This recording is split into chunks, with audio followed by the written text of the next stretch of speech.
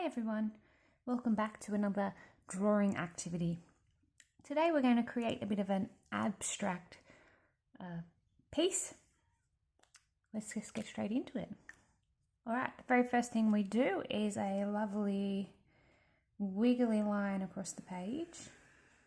Now it's important not to make it too wiggly or it won't give quite the right effect as we go. Alright, once we've done that, we mark on 8 dots. Now they don't have to be perfectly spaced apart. In fact, it probably helps with the effect if they're not. 1, 2, 3, 4, 5, 6. Skinny one, and then we'll have that one on the end. Alright, once we've made those dots, we start to do some curved lines either side of that line. So I'll just start working here in the middle.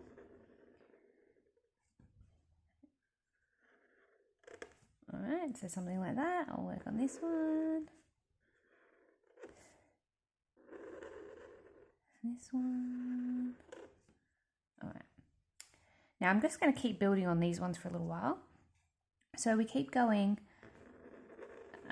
in a curved shape, making sure that each curve starts and finishes back on the point. Now, it doesn't matter if these go a bit wonky. In fact, it actually will add to the effect of it if it does. I might just do a few on this one. So it will look really quite effective if we end up with changes in the width happening. So whether they start out a little bit skinny and then end up being wider or vice versa as we go along. If they end up twisting off on, ooh, that was a bit skinny, on a bit of an angle, it will end up being quite effective. And you'll see as I keep going. So we do the same sort of thing underneath. See, whoop, that one already went off to the side a little bit, but that is going to be quite fine.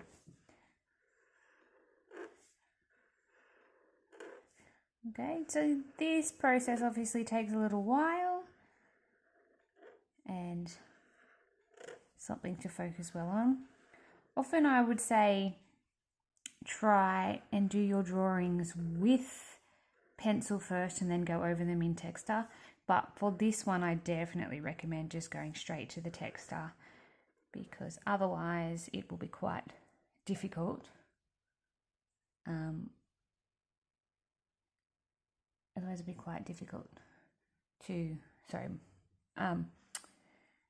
go over it all and then try and rub out all those lines. All right, now would be a good spot to pause. And I'm going to do a little bit of magic of film and show you one that is finished. Ta-da! Okay, so when you end up completing all of those little scribbles, you might have something like this. However, yours will probably look quite different because no two will ever be the same as you start to just take off on the different shapes. So you can see in some places they've actually worked away to nothing. This one here and this one here have gone quite wide. Some of them have gone a bit thinner and then widened up again. It just all sort of happened a little bit naturally, I guess. Anyway, from there, of course, adding a little bit of colour will make it even more interesting.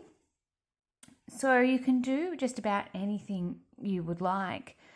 I'm going to show you really quickly, and I will just colour in quite roughly, I guess.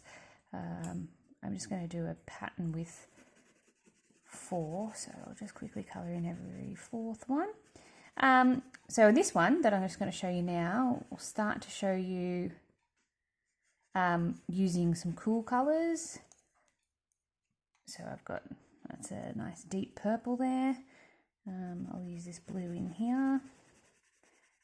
Now, I would recommend taking your time with the colouring a little bit more than I am right now, but this is just to show you really quickly the kind of effect you can get.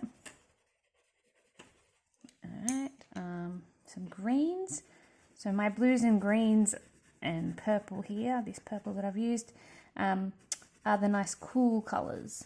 So if you think of cool colours like the colours you would find in the ocean, or colours that remind you of the sea, then you're usually on the right track. And your warmer colours are the ones that remind you of fire or hot things. And I guess that's exactly why they're called warm colours. Okay, so I've got some of the bit of the pattern going there, and if I do something similar with some warm colours next to it, you should start to see, I'm just going to use 3 on this one. You should start to see a little bit of the contrast between the two, I don't know, I guess they're caterpillar shapes almost, as they go up. So you could be colouring them in like this, where you have every bit coloured in. Now, like I said, this takes a lot of time, and I would still recommend colouring in neater than I am right now. But I will show you in a minute just a little bit of what this looks like to see the comparison from the cool colours and the warm colours. The other thing I'll talk quickly about, which I know I'm not really doing right now, is using your pencils with a little bit more colouring technique. And to help make this look effective, what I would recommend doing is colouring, I'll just do it here on a few of these, colouring these sides where it joins up to the next line a little bit darker and blending it in so that then the middle is a little bit lighter, and it will just add to that rounded effect that you're getting with the picture. I'll just do a couple more on these ones and you should see that start to happen. So if I go a bit darker in towards the lines, just start to see that little bit of a rounded pattern happening more. All right, so that could be a little bit of a snapshot of what it would look like if you went cool colours and warm colours, for example. But I'm also going to, with the magic of my camera, show you another one that I did. Oh, I just got to find the focus. There we go. So on this one, instead of colouring every single one, I just picked every second one and picked pretty much just some random colours, make it nice and bright, and that way it contrasts between the ones that are just black and white. Now, a little bit more effect could be added here if I got a black pencil and just shaded a little bit more of those black and white ones in. But pretty much you can't go wrong with what you do, because whatever you do in these ones, they're going to look pretty effective, because it's all those beautiful curved lines that give the lovely effect of the three-dimensional. Feels like you could actually touch those bumps in the page. It feels like they should actually be curved and bumpy. So it's great that we can use just line, just texture to give that kind of effect in our drawings. So I hope you have fun experimenting and trying with this idea. Just a reminder, that's the kind of thing we start with. A wavy line, place those 8 dots on, and then just start drawing those curves until you fill the whole page. All the best. Good luck with it.